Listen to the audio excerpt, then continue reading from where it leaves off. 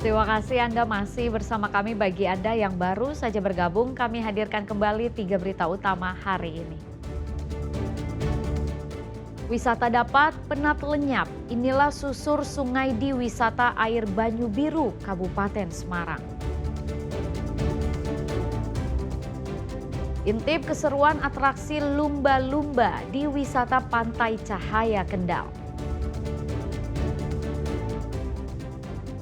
Isi perut sama yang hangat-hangat, semangkuk soto bening dengan irisan daging ayam kampung.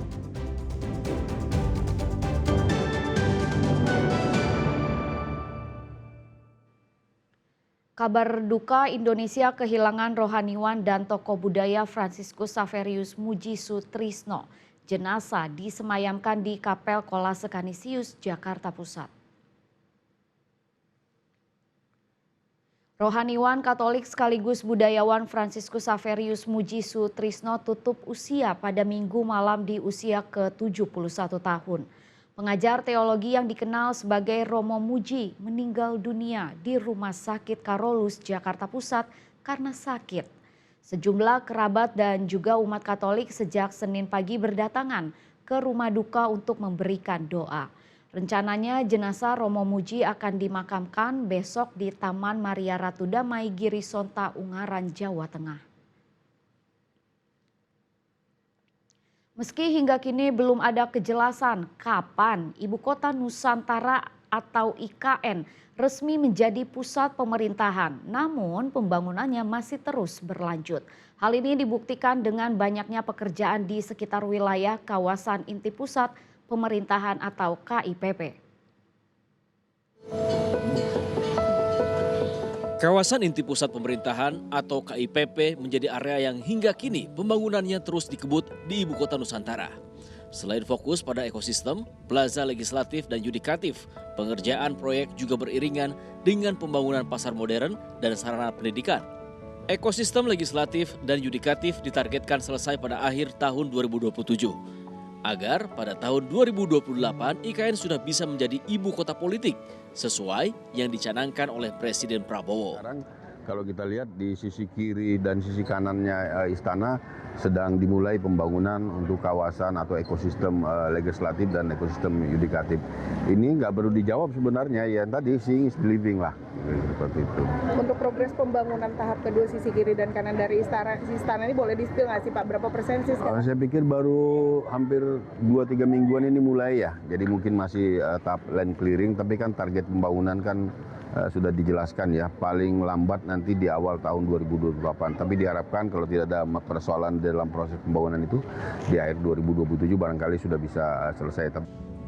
Di sisi lain, ratusan pekerja terus melakukan pembangunan fasilitas umum yang belum rampung, seperti jalan penghubung, jalan tol, sarana olahraga hingga sekolah dasar dan menengah. Selama liburan Natal dan Tahun Baru, IKN tetap dibuka untuk umum dan disambut antusias warga.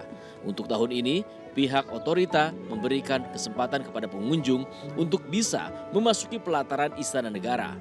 Seorang pengunjung asal Kalimantan Timur mengaku bangga memiliki IKN dan bahagia bisa melihat langsung Istana Presiden dari jarak dekat. Gimana Bu tanggapannya IKN ini Bu? Ya bagus lah, Bagus menjadi ibu ya. kota kita ini kan nantinya. Bangga nggak sih Bu punya IKN di Bangga, Kalimantan Timur? Kalimantan Timur punya ibu kota nanti. Ibu Sementara pengunjung lainnya asal Bandung, Jawa Barat mengaku sengaja datang ke IKN untuk melihat perkembangan pembangunannya. Ia pun berharap IKN nantinya benar-benar dimanfaatkan agar ekonomi masyarakat ikut terdongkrak. So far sih kami karena beberapa kali ke sini jadi memang lihat progresnya cukup bagus, untuk perkembangannya memang benar-benar jalan progresnya ya. Tinggal kita lihat nanti ke depannya benar-benar dimanfaatkan atau enggak gitu. Kami berharap ya memang benar-benar dimanfaatkan supaya bisa ada efek domino untuk ekonomi masyarakat setempat. Berdasarkan data otorita IKN, animo masyarakat pada libur Nataru sangat tinggi. Tercatat sebanyak 10.050 kendaraan yang masuk dengan total pengunjung mencapai 36.000 orang. Riani Mantini melaporkan dari IKN Kalimantan Timur. Kuliner soto memang menjadi makanan khas Nusantara yang mudah ditemui di banyak wilayah. Namun setiap menu soto yang dibuat selalu memiliki cita rasa tersendiri. Seperti warung soto di kota Semarang yang menggunakan daging ayam kampung dengan taburan bawang goreng yang melimpah.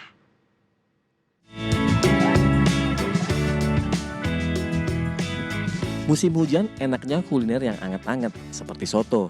Nah, kalau lagi di Podorejo, Kabupaten Ngalian, Kota Semarang, mampir dulu yuk ke warung makan soto pinggir sawah.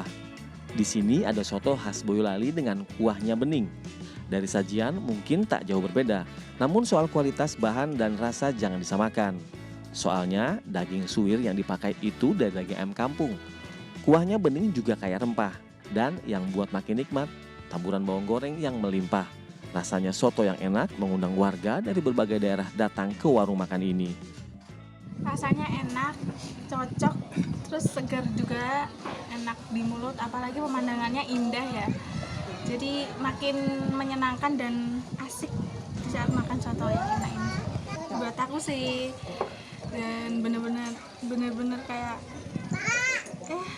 dia bisa bedain dari yang lain, enak banget. Untuk harga sendiri gimana Mbak? Terjangkau atau gimana? Sangat-sangat terjangkau di sini dan pas cocok untuk budget yang kecil menurut aku. Harga soto tergantung besaran porsinya. Untuk mangkuk kecil hanya Rp8.000, sementara mangkuk besar Rp10.000. Kalau ingin tambahan lauk lain juga ada sate keong, sate kerang, telur puyuh, dan aneka gorengan lainnya. Dalam sehari pemilik warung soto pinggir sawah ini bisa menjual 1.000 mangkuk. Di sini kita sotonya soto ayam kampung, jadi ayamnya tuh enggak ayam potong biasa gitu. Ini kalau kita bumbunya bening, enggak seperti yang lain kayak mungkin khas mana gitu kan, kebanyakan kental-kental gitu. Kalau kita bening, terus ya untuk bumbu sendiri kita racikan sendiri lah. Ya ini emang ada ikutnya juga sih, kayak ada bumbu juga. Emang ini konsepnya yang pinggir sawah.